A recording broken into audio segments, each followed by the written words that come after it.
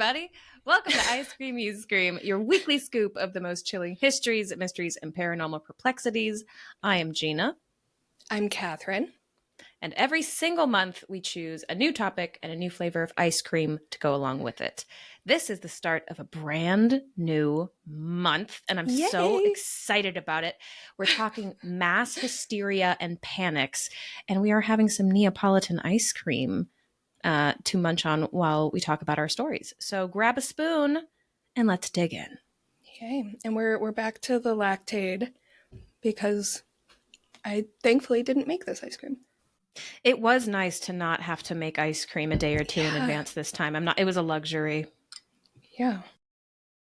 Yep. As advertised. Yeah, Neapolitan holds up.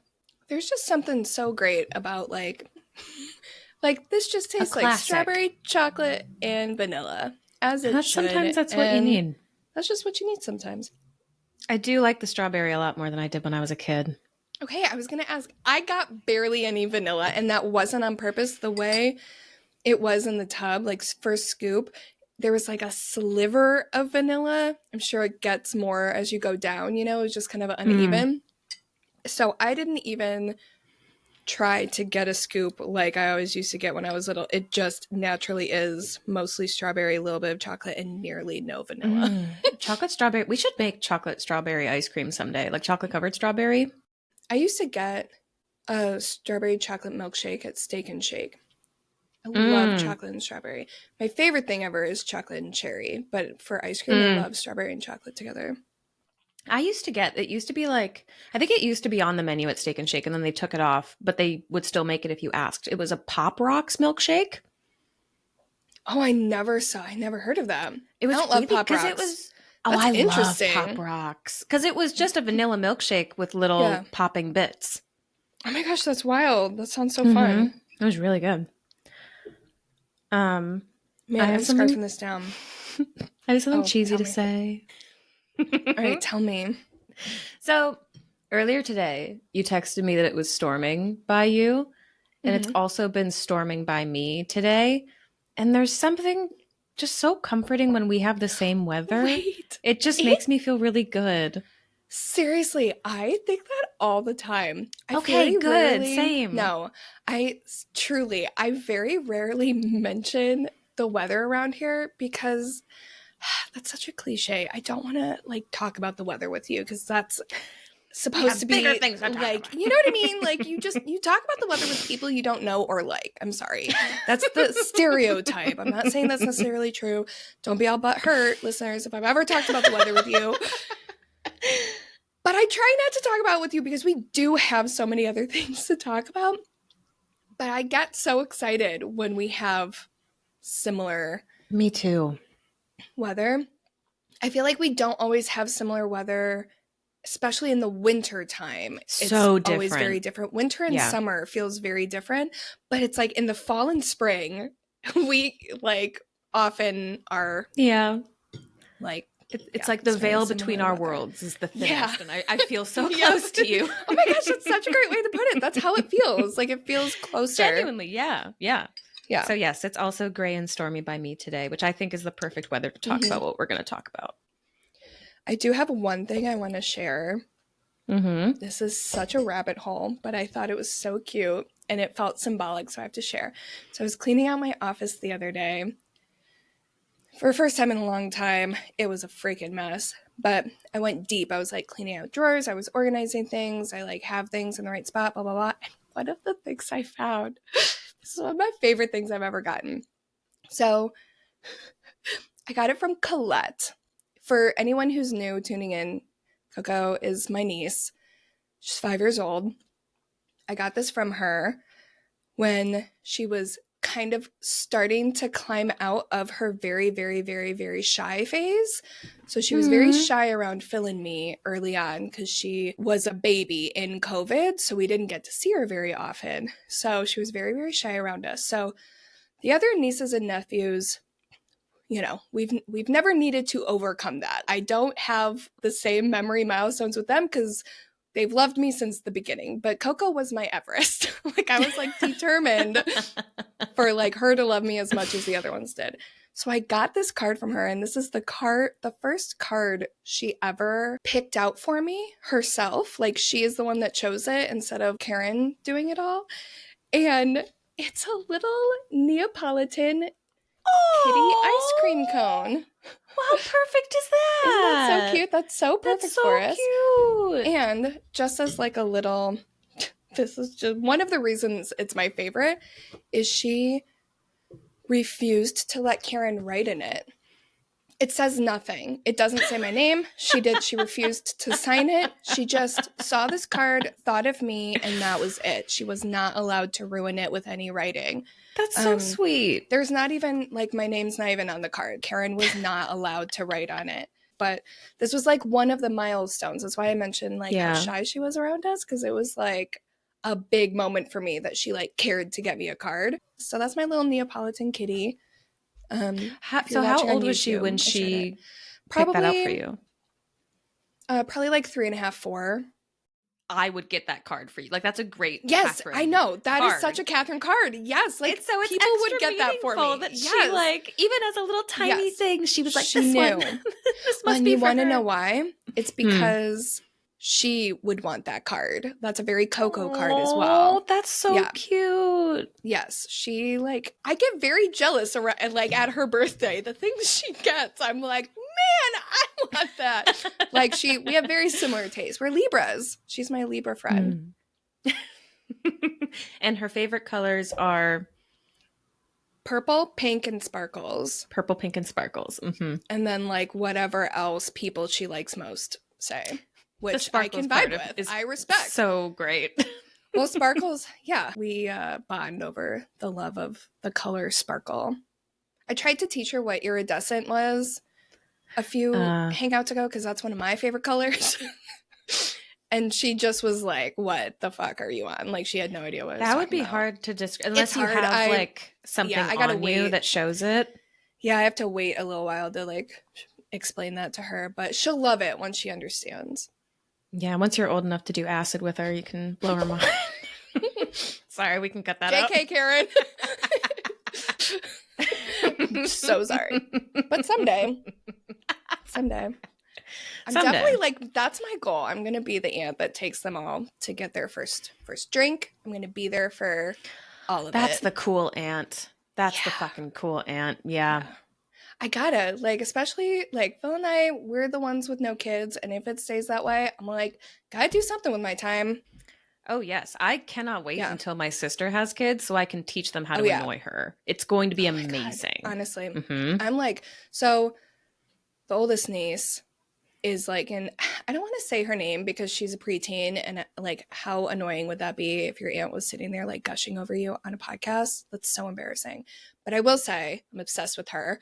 And she's, like, in that era of life where she's like, when I'm 21, I'm gonna blah, blah, blah. You know what I mean? Like, she's got her plans. And I'm like, girl, yes, like, I will be there with you. Like, what, like, try a Manhattan. Like, why stop there? Like, just try a Manhattan, doll. Balls to the wall. Yes, we can live in a van in Vietnam. Absolutely. We'll do that for 20 years. Like, fuck the patriarchy. Let's go. 100% absolute chaos. Yes. Oh, I love that. Anyway. So, yeah, we've got a big episode today. Should we just... I want to say jump in after we've been sitting here talking forever. Let's do it. What's, like, a slightly de-escalated version of jump in? Let's skip in. Let's saunter in. See, like, it feels wrong to say anything like that in regards to the Satanic Panic. Let's slither in. Yes. Let's slither right on in. I like that one. All right, so we're talking about the Satanic Panic, and I will say right off the bat, we're doing this in 2 parts. I'm not even going to give anyone a cliffhanger because I don't want anyone upset that I'm not including certain things right off the bat. Just know this could easily be a 20-part podcast situation. So we are doing our best and making it 2 parts. It's the compromise we have time to give.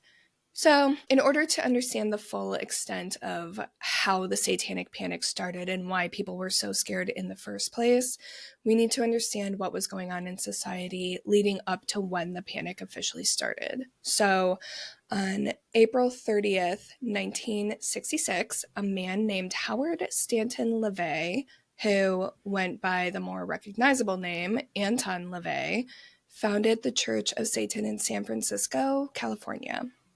He would refer to 1966 as Anno Satanus, which is Latin for the year of Satan, and he would consider 1966 year one of the age of Satan.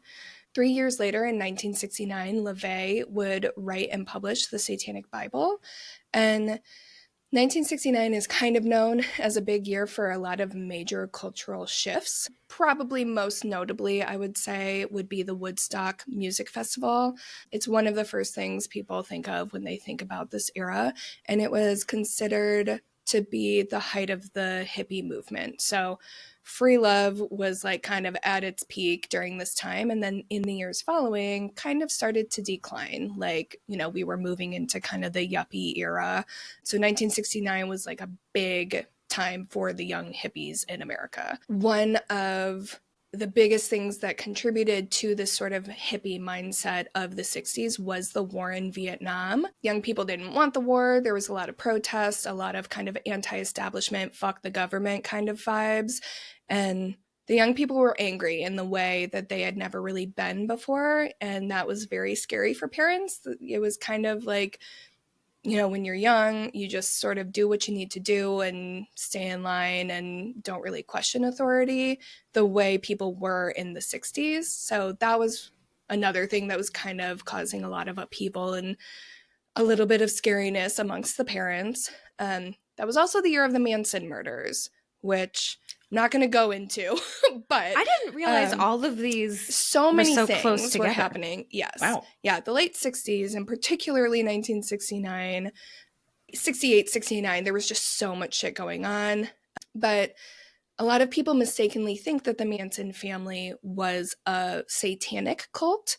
They were a cult, but it wasn't necessarily the case that they were satanic, but the seemingly ritualistic nature of the crimes they committed just had people like, what the hell is, like, what is that? You know, no one had ever seen anything like it. That was a big shift in the way people understood crime. Like, that was the crime of the century for a lot of people who never locked their doors before started locking them at night. Like, it was a big fucking deal, particularly since there was sort of that ritualistic aspect to it with like the writing on the walls and all that kind of stuff. We're also deep in the midst of the sexual revolution at this time, kind of coincides with the hippie era. Being anything but straight and monogamous was still extremely unacceptable at this time, and being openly gay was very rare and taboo and quote unquote bad. So your options in 1969 were straight or gay, and if you quote chose to be gay, you were taboo as hell. And that was another thing that had the parents like, what is happening to my children? You know, there was just a lot of shifting in the way people approached what was considered normal and okay. And again, this was all happening around the same time as the inception of the Satanic Church, which just kind of built the perfect storm. Everyone started to sort of zero in on the why behind why things were happening. And as is the case with a lot of stories, Satanic Church was the perfect scapegoat for this time period. I guess I kind of get that. I had never really considered what, you know what I mean? Because I've heard about the Satanic Panic and the, you know, the things that you're talking about. And my reaction to the parents getting freaked out was always, oh, come on, old people, like get with the times. But I actually, now that I'm thinking, that probably was really fucking scary when you're trying to teach your kids what's acceptable and okay. And the definition of those things is in flux. I get why they were trying to latch on even harder to the way things had been. And that's the thing. This is a classic hindsight is 2020. The theme of a lot of what we will talk about is it okay to just latch on to the way things have always been as a form of safety and understanding. And, you know, I am a parent and I am afraid and I need to protect my child. I understand that and I respect that and I get that. On the other hand, things fucking change. You know what I mean? I don't fault any of the parents for any of the beliefs they had or things they thought. At the same time, there also was so many missed opportunities for the parents to grow in their understanding of what society is as well. You know what I mean? It's that kind of, you know, well, I don't want to say I don't blame anyone in this story because I do, but as far as the parents are concerned, my empathy is with them. I do understand. Yeah. You know what I'm saying? Yeah, like totally. I do understand everything we're about to talk about. A lot of it, I also just happen to not like it. That's the attitude I'm going into this with. Sweet. With all of that being said, we can kind of see now, and he did communicate this then, but it's, you know, hindsight is 2020. The fact that LaVey's approach to Satanism was largely theatrical, if not completely theatrical. He knew that society was changing, and a lot of people were afraid of young people in the way they had never really been before. And he used that to gain notoriety in an attempt to kind of wake people up to the fact that things change. And everything we just said, it was a statement he was trying to make. The imagery we have of Anton LaVey is like the Dracula vibes, the big lush robes, dark rooms, chanting, all of the kind of satanic stereotypes that we associate with like vampires and the occult and all of that kind of stuff. It was performative. He was putting on a show. There was no evil intent behind anything that he was doing. He was just trying to make a statement and get people to think.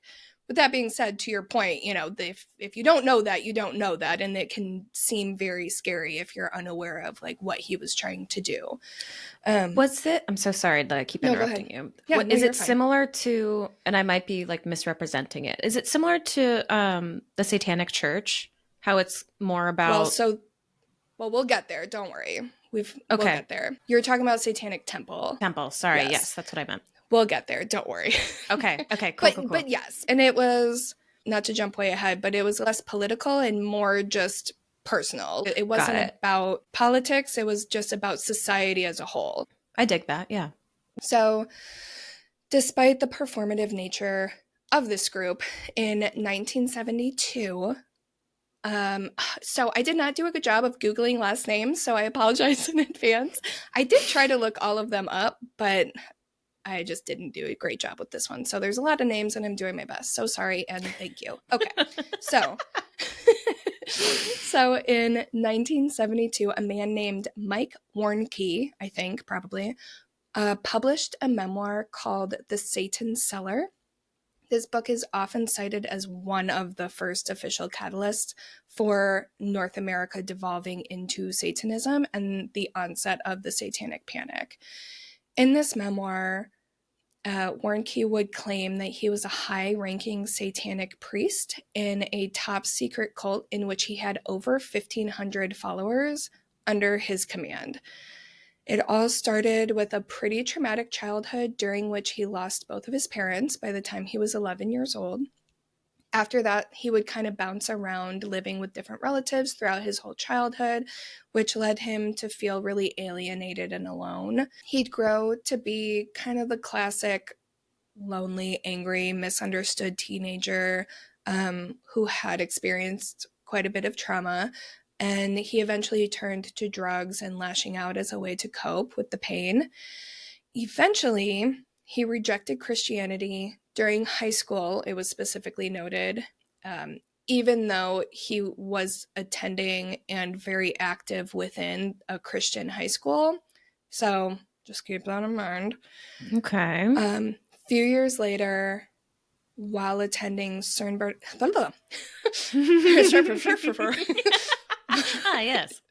Yes, you know, the end. Thank you for tuning in. So, while attending San Bernardino Valley College, he claimed a friend introduced him to the occult. And that's where things started to kind of get out of hand. He allegedly joined this top secret satanic cult, and he was initiated into the group using black magic as part of, that's a direct quote, I didn't say it, but hopefully that was implied. As part of the initiation process, he claims that he had to make a blood pact to swear his loyalty to the cult and was forced to renounce Jesus and pledge his loyalty completely to Satan. Shortly after his initiation, he would quickly rise through the ranks of the cult, and he said it was because of his, I'm sorry, I don't mean to laugh. He said it was because of his, quote, intelligence and charisma. Aha! Well, it's good that he has no bias, so we can trust him in this. Yes. So anyway, it was using these very important and wonderful personality traits that he eventually rose to be the high priest within this group. So during this time, he was coerced into participating in rituals involving blood, sex, and human sacrifice. As part of their ritual requirements, he regularly did and also coerced others into doing drugs and participating in orgies, performing, again, black magic, and various other occult activities, whatever those may be. Sounds like a fucking party. Sounds like a fucking college party to me. I don't know what's going on in San Bernardino, but JK, mom and dad. Anyway. So he said that at this time, during these ceremonies and rituals and all of that, he would wear a black robe and white face paint, like white face makeup. Think like black metal vibes. Okay. And he had his own personal demon guide who appeared to him during these rituals. Right? Okay. What? I know. How do you get one? I guess blood sacrifice, I guess. I don't know. I'm so curious. Cool. Your own personal little demon guide? I am imagining Phil from Hercules again, which I realize is not a demon. I'm picturing I'm imagining Mushu. A little one. Like a tiny little... Someone little, like a little demon. Not a big demon, a little, like a pocket demon. And not like a super mean one, just like a slightly mischievous, little bit sinful. A little sassy. It's like friend. Hoisting the tequila bottle up for you with all of its body strength. Yes. Same page. Yeah. 100%. Yes. Cool. All right, sweet. So he's having a great time. Yes. He's having a great fucking time.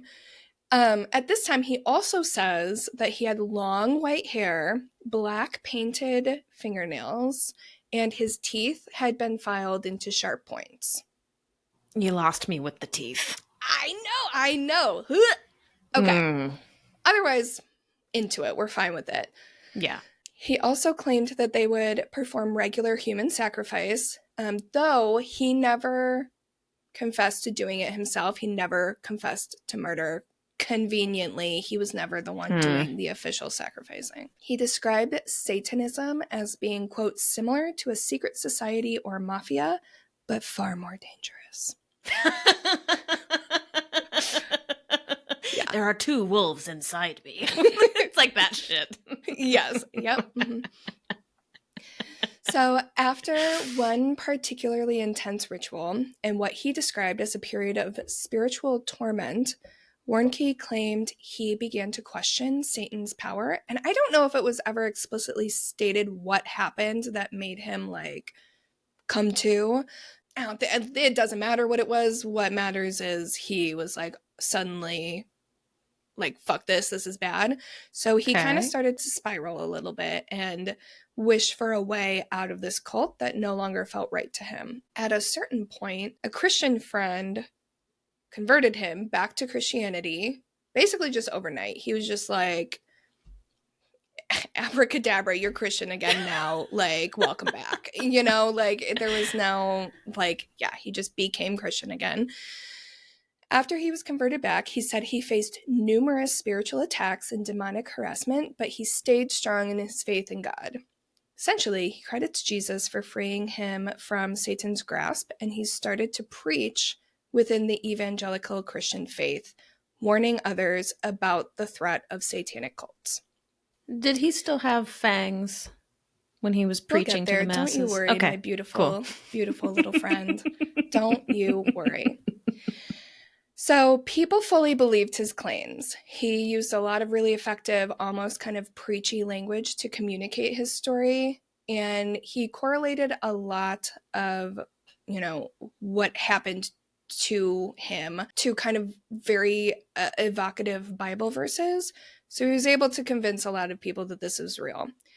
In 1991, so we're fast forwarding a while, Cornerstone magazine, which I think they're still around, I think I should say is, an evangelical Christian magazine, wrote a whole expose debunking every single one of his claims.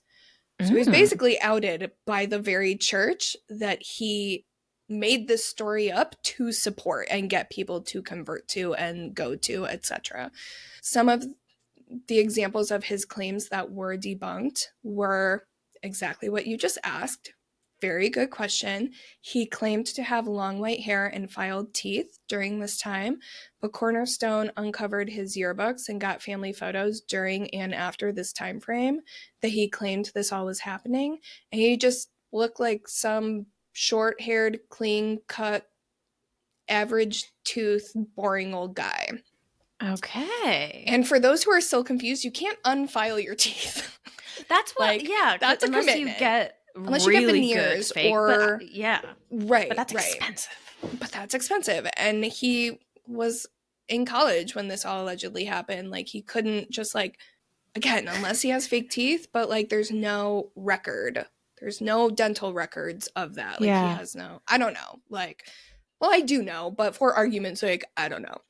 So out of the 1,500 followers he claims to have had, reporters for the magazine couldn't find a single person to not only admit to being a follower, but they also said that no one from his family or friend group, classmates, teachers, nobody ever experienced any weird behavior or sneakiness. There was never a time where he was missing or unaccounted for or being weird or anything. Not a single person could corroborate a single one of his claims. He also, sorry, I'm going to be laughing through a lot of this.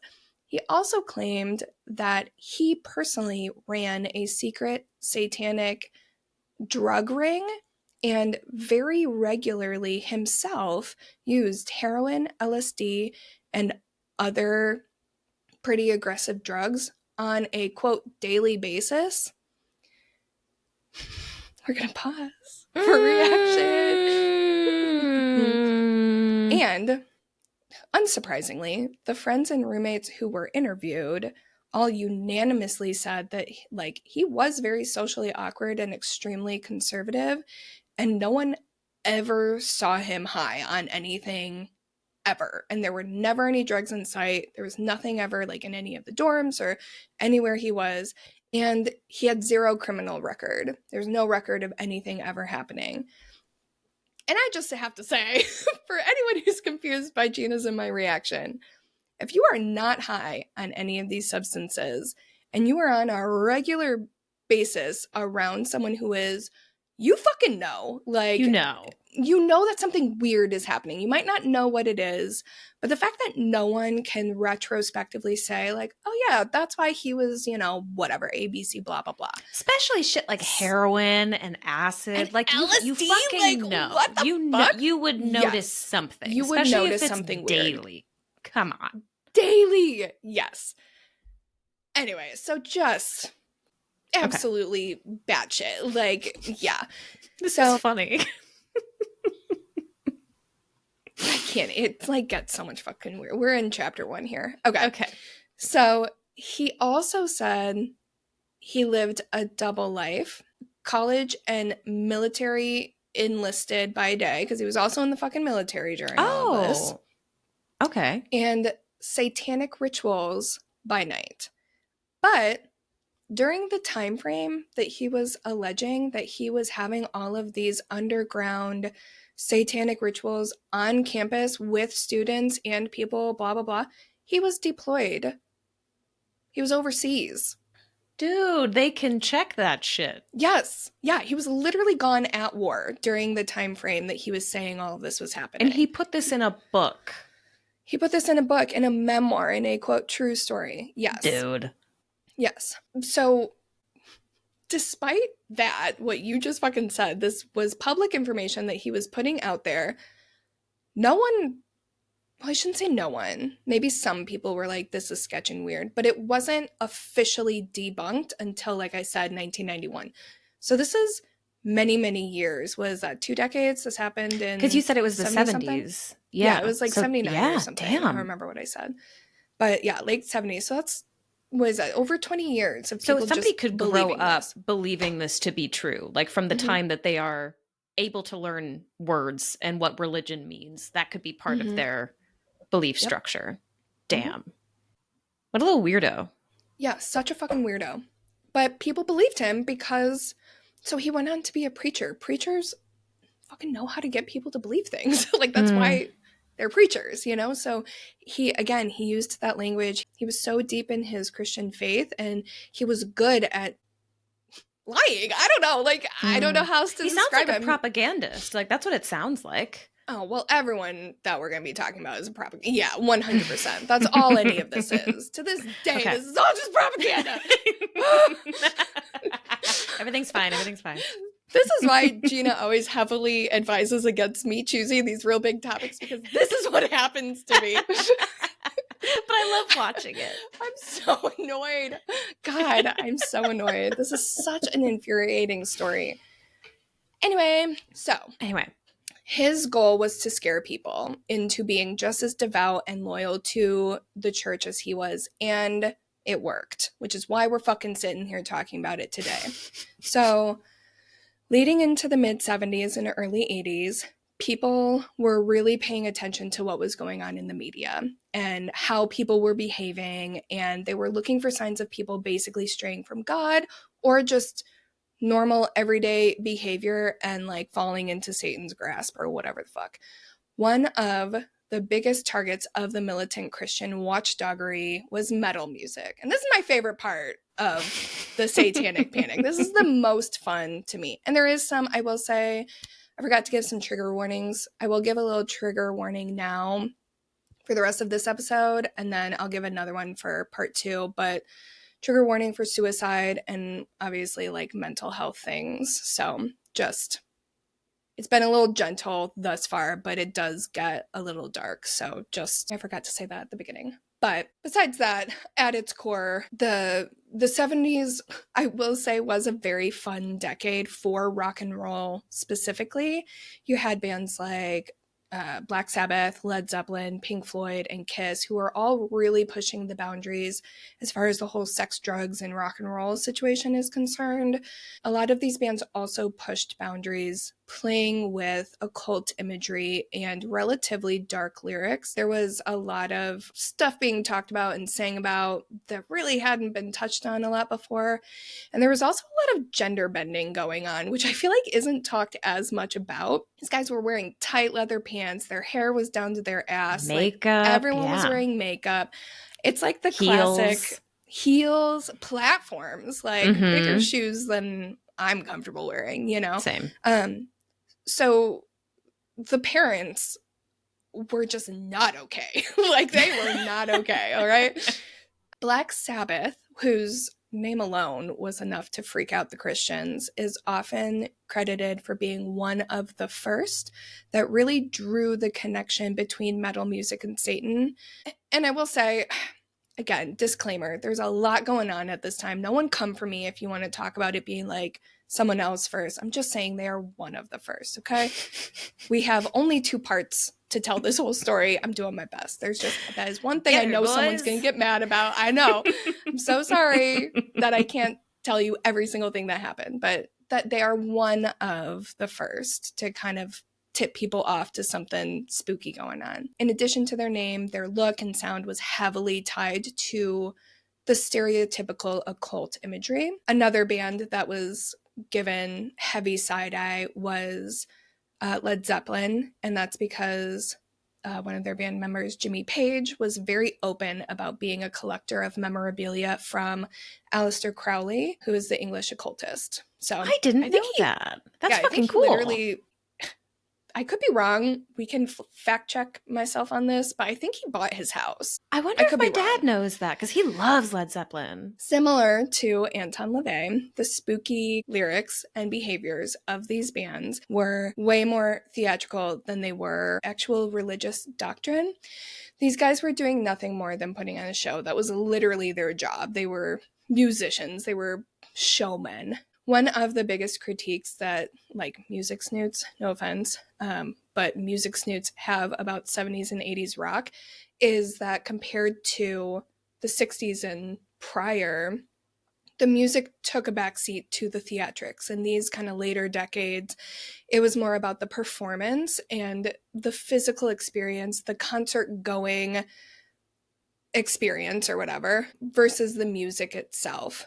And one of the most famous examples of this that turned into a satanic ritual claim was the infamous time that Ozzy Osbourne bit the head off of a bat on stage in 1982. I've heard about this. So a lot of people say that it was an animal sacrifice and he was summoning Satan, and this is clear proof of devil worship, etc., etc. What actually happened was explained on Late Night with David Letterman when Ozzy was a guest later that year. He said, quote, "We get a lot of weird people at my concerts. It's rock and roll. Somebody threw a bat on stage and I thought it was one of those little rubber toy bats. So I picked it up, I bit the thing's head off, and suddenly everybody's freaking out." So he had no idea that he was biting an actual real, I want to say live because it was probably dead, but actual real bat. It was like, I am going to compare it to like the toy bat version of smashing a guitar. Like he just saw a thing and was going to destroy it real quick and then move on. You know what I mean? Yeah, like that's rock and roll. You destroy shit, you know? And he didn't realize it was a real bat. And that was all it was. It was a misunderstanding. He was confused. And now here we are all these years later and people still think that he did it on purpose to like summon the devil or whatever. Because of that, it really did not matter what he said or what his excuse was, if you will. The damage had been done and everyone was freaking out. This was just kind of another drop in the bucket of proof of satanic activity in devil music. I'm sorry, metal music? That was a Freudian slip. Freudian slip, yeah. Oh my gosh, not to out myself, sorry. And the devil music. It's the devils. I can't even fuck around with this stuff anymore because I'm still so mad. Anyway, so by the mid-80s, metal music was one of the top targets for parents. This just kept escalating and escalating and escalating. The mid-80s is when we see the first official legal case of backmasking within the Satanic Panic. And I'm going to keep saying that word slowly because I keep accidentally saying backsmacking. But it's backmasking. I'll tell you. Okay. I'll tell you. So backmasking is an audio recording technique where a secret message is encoded in a recording. Mm-hmm. Yes. So you can only hear it when you play it backwards. Yeah. So okay. It's like a sneaky lyrical thing. Didn't know there was a word for that. Okay. Well, there is. It's apparently very difficult for some people to say. One of the first times we see it in popular music predating the Satanic Panic was the Beatles' song Rain, which was released in 1966, same year the Church of Satan was founded. It created some urban legends around like hidden messages about Paul McCartney's death, who at the time of this recording is still alive. I don't want to jinx it or anything, but it never really gained traction. The concept of backmasking wasn't really in the public's lexicon until the 80s when this all started happening. The first instance we see backmasking come up within the conversation about Satan and the Satanic Panic in the 1980s was with the Judas Priest song Better by You, Better Than Me. Renewed trigger warning, we are going to be talking about suicide in this section. In 1985, two Nevada teenagers, Raymond Belknap, I think, and James Vance, created a suicide pact with each other, and it was alleged by their families that they did so after listening to this Judas Priest song. Raymond did unfortunately die by suicide, and James survived his suicide, but was horribly disfigured and died 3 years later. Oh, God. Yeah, I know. That's heartbreaking. That's awful. I know. Their families filed an official lawsuit against Judas Priest and CBS Records, and the lawsuit stated that if you played the song backwards, you can hear them say, quote, "Do it, do it, do it," end quote, which they said was a subliminal message to commit suicide. That was their words. Yeah. Mm-hmm. So let's just sit there for a second. And then Now we're going to move on. During the trial, the members of Judas Priest did admit to using audio effects in the song, but vehemently denied embedding any reverse messages in their songs. They testified that if they were going to include hidden messages, they'd, quote, encourage fans to buy more records, not kill themselves. Yeah. Valid. That's a good defense. Right? So the case was eventually dismissed because the judge ruled there was no conclusive evidence that a subliminal message caused the suicide. Whether or not there was one, the verdict was, even if there was one, it did not cause the deaths of these two boys, basically. In cases like this, people just hear what they want to hear, and the public didn't care that the case was dismissed. All they heard was these guys were accused of being the reason someone died, which equals they were the reason someone died. Like, that is, to this day, how it goes, unfortunately, in many cases. But that was kind of the nail in the coffin for metal music. This led to a whole string of accusations of backmasking, including Led Zeppelin's Stairway to Heaven. That's a very popular one. A song called Suicide Solution by Ozzy Osbourne, and Iron Maiden's Number of the Beast. Among many others, these are the more commonly known songs. As a result of the Judas Priest case, the Parents Music Resource Center was officially founded in 1985 by Tipper Gore, who was the wife of then Senator Al Gore, she is Phil's arch nemesis. Really? Let me tell you why. So, okay. She founded this group along with a bunch of other political wives known informally as, quote, the Washington Wives, aka bored rich white women. We can edit that out if we need to, but I mean it. I stand by it. Anyway, the reason Phil hates this woman to this day is you can thank the PMRC for those little parental advisory stickers we used to see on CDs. Really? Yes.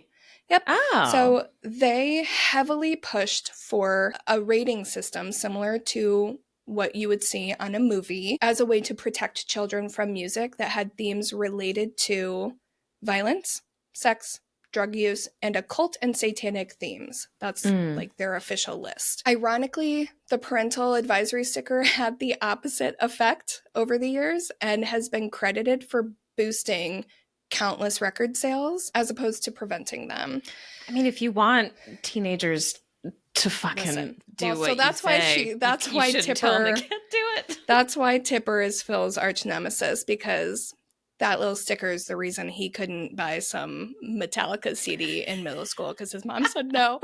He's mad about it to this day. We literally just talked about it wait, so we were watching a movie where Tipper, it was like of this era or something. Someone mentioned Tipper Gore, and he literally goes, ugh. This happened like a week ago. Yeah. He was like, ugh. Gross. Not Tom. Oh my God. Phil has the most obscure opinions about he's people. An obscure guy. I don't know. Who the fuck knows who Tipper Gore is anymore? Phil does.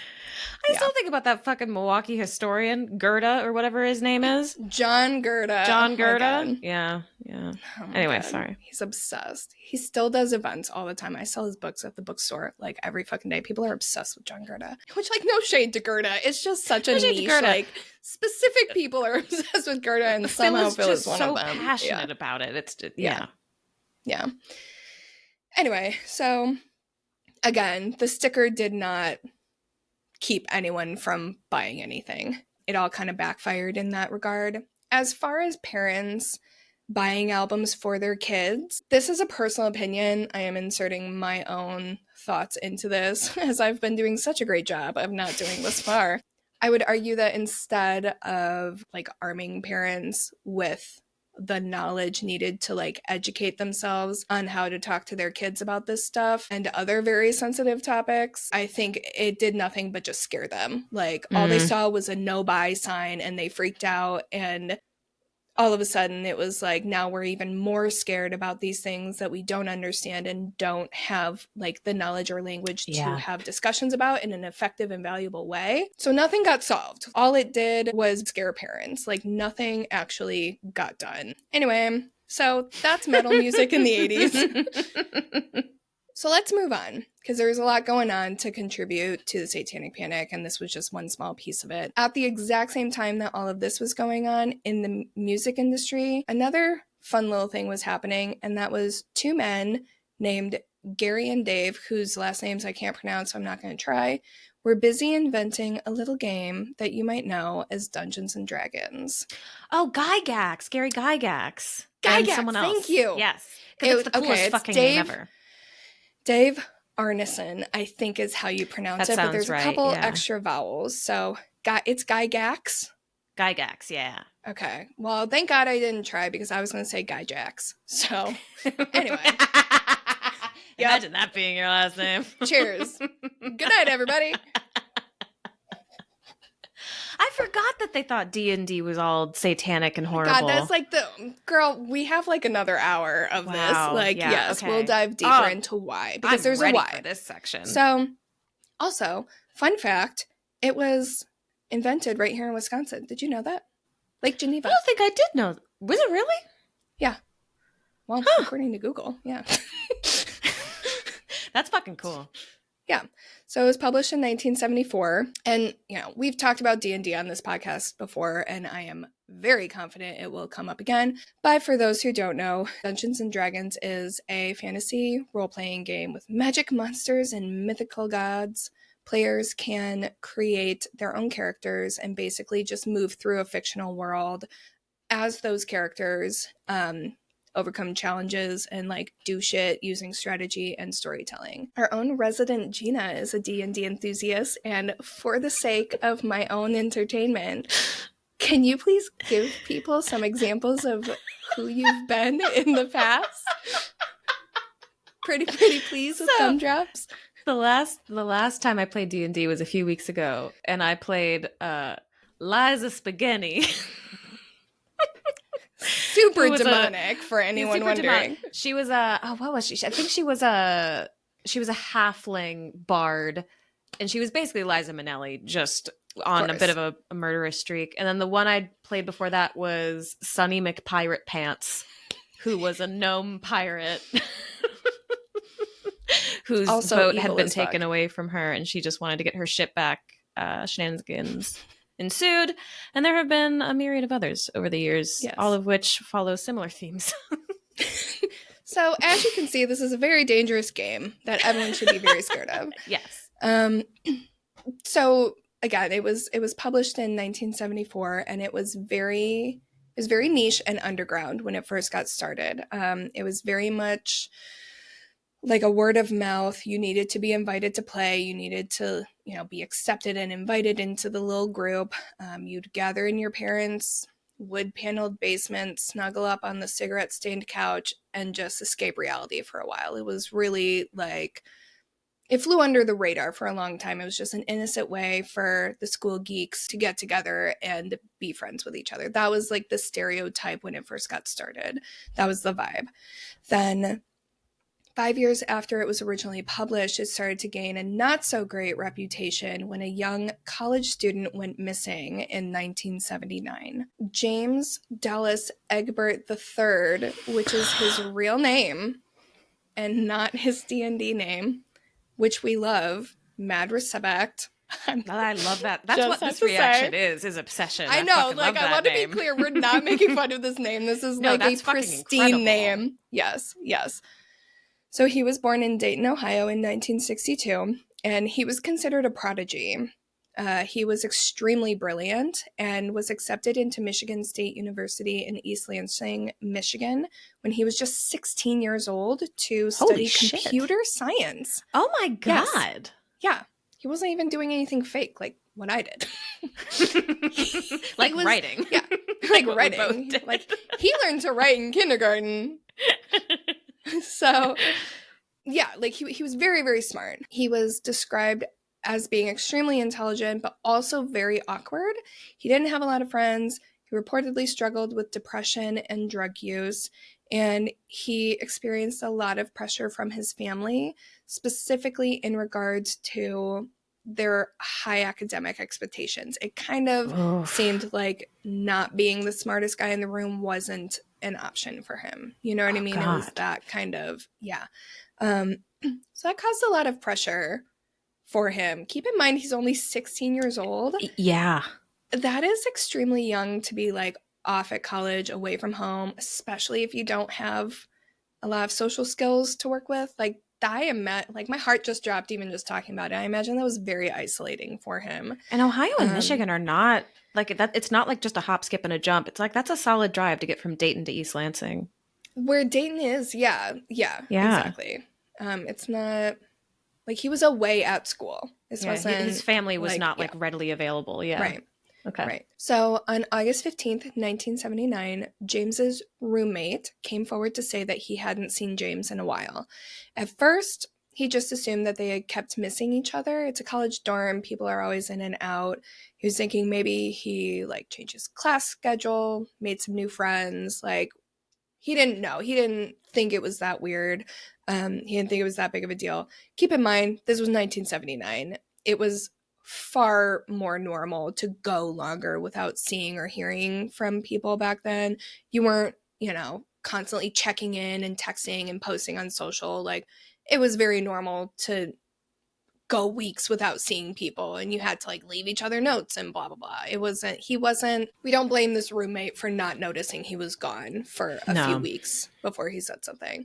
So after a little while, though, I think it was like 3 or 4 weeks, I think it was almost a month, he was feeling kind of strange that he hadn't seen or heard from him, and that's when he noticed that his bed didn't appear to have been slept in. He contacted authorities and his family, and everyone was immediately concerned because he had been showing signs of depression. And that's also when they discovered the note, the infamous note. It had been left, and to this day, the full context within the note has not been disclosed, so we don't know exactly what the note said, but the family had hired a private investigator named William Deere to try and find James. And Deere described the note as, quote, vague, troubled, and led us to believe that James had either gone into hiding or possibly taken his own life. So the media obviously ate this up. The headlines write themselves for this one. This exceptionally brilliant young college student who was this computer prodigy and had mental health issues was missing under extremely mysterious circumstances. Like, it doesn't get better than that for a journalist.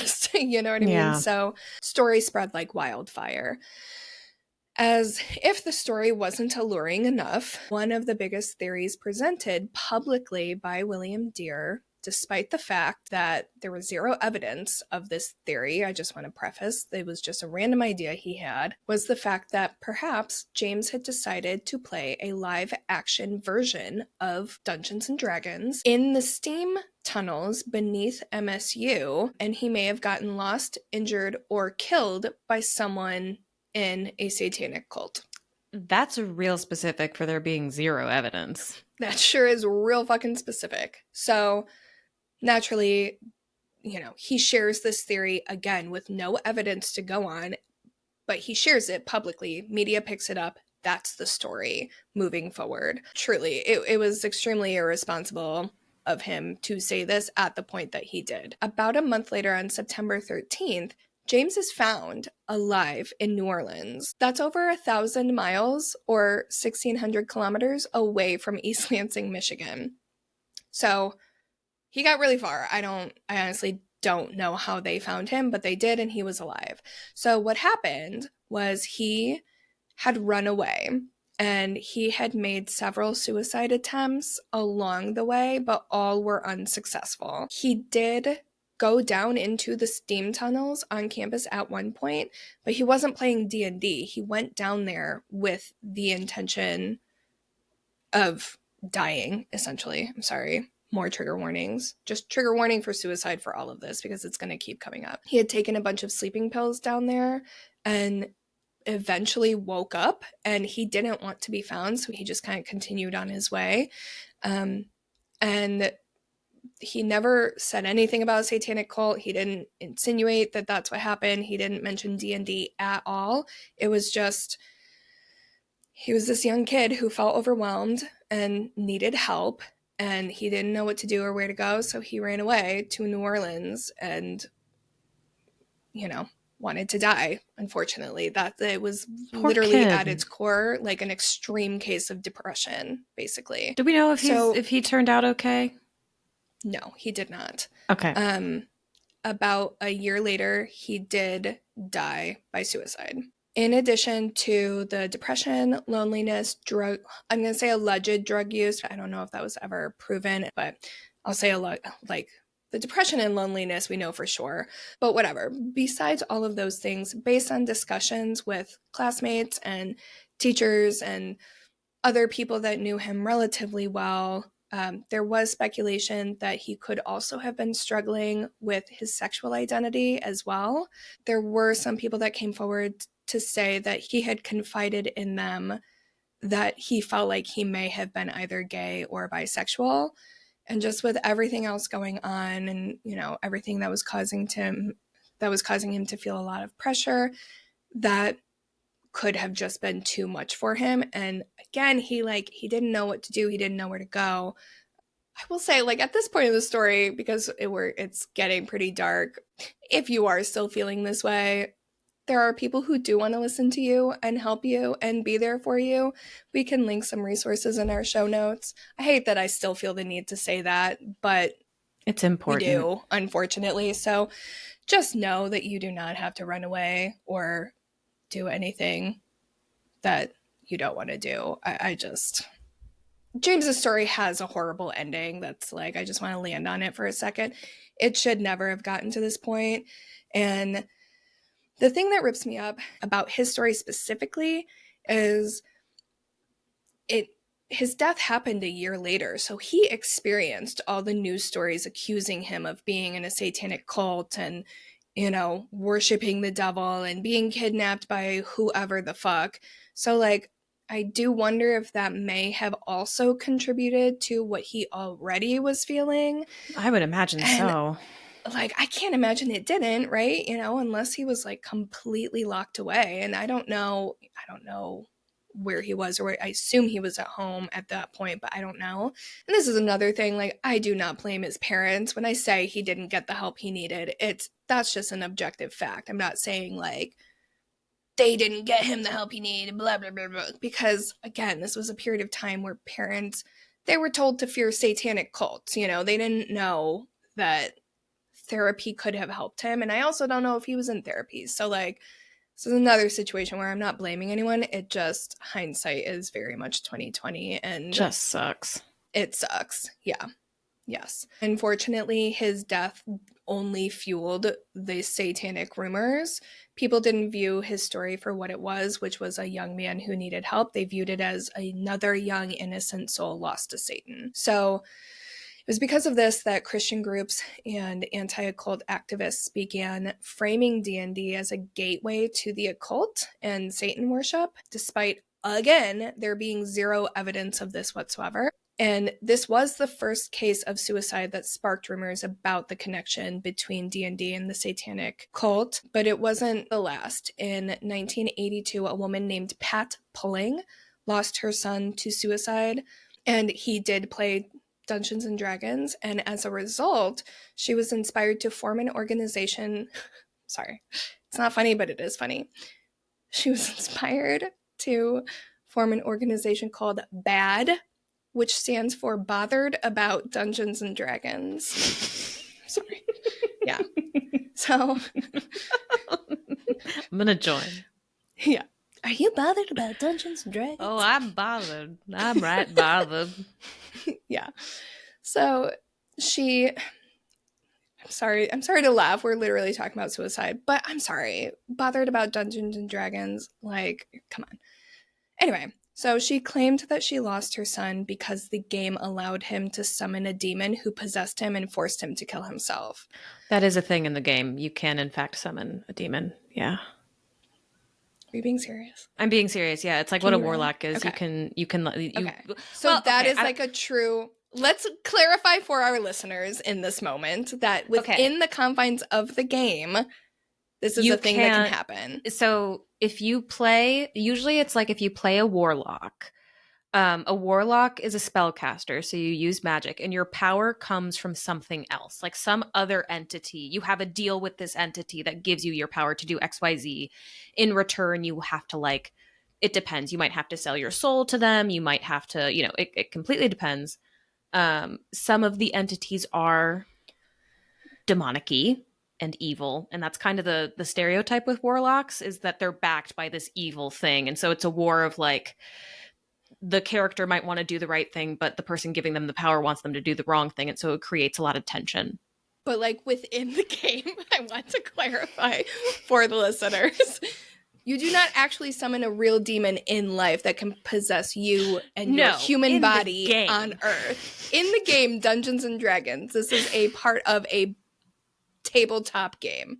These parents are suggesting that it is not part of the game. It is real life, and they are truly using this game to summon demons. She thought that he himself, not his character in the game, but she thought he summoned a demon who caused him to kill himself. Yes. Got it. Okay. Yes. So this actually is a good discussion to talk about everything you just said and explain that there are parallels between what these people thought and what was actually happening, which was just a game. To this day, things like depression, addiction, not fully understanding your own... Are people screaming? Okay. It's a Friday. We're talking about Satan, so I just wanted to make sure. There's people on they're all going to the bars, and so they're all outside my house right now. Okay, sweet. So for anyone listening, we have not accidentally summoned something. I feel like we're really losing traction with our case here. I'm so sorry. Oh, that's just my demon. Get back. So anyway, these things to this day can very much feel, it's like that expression, battling your demons. You know what I mean? It can feel, especially things like depression or addiction or really deep-seated mental health things. People looking in from the outside, I can understand that confusion. I can understand thinking, you are not yourself. Who are you? What is happening? Must be a demon. I get that. I do. But I also think it's important that all of these demons can be fought with therapy and medical intervention. So that's where I get you gotta use the knowledge you have to think critically in situations like this. So again, no judgment toward the parents of the 1980s, but lots of critiques and feedback. Lots of notes. So at this point, we have to ask, why is Satan specifically the scapegoat for all of these things? We already started to get afraid in the 70s and even as early as the 60s. And even before that, we've been afraid of Satan for all of time. But at this point, why is the media latching on so tightly to Satan being everywhere? Specifically, the fear of him infiltrating the lives of children and young people. That has been the focus. None of the parents were worried about each other. They were all worried about the young kids. That's a good point. Well, there's an answer. A lot of people credit this extreme increase in panic in the early 80s to a little book called Michelle Remembers, which we will talk more about in part 2. Is that where you're leaving it? Yes! Oh, okay. That was good. That was good. We're not going to make you wait till Tuesday. We'll release it Thursday, as we did with our boy Jones. Yeah, we'll have part 2 out on Thursday. Have a listen. That's it. That's all I have for part 1. We'll dive deeper into more shit on Thursday. Well, holy fuck. I get a little madder Thursday, so sorry in advance. I mean, I'm lucky enough that I get to just record the next episode with you right now. So bye, everyone. I'm going to go listen to the rest of this. I'm fucking interested. All right. Cool. All right. Well, until Thursday, little spoons, keep it cool. Keep it creepy.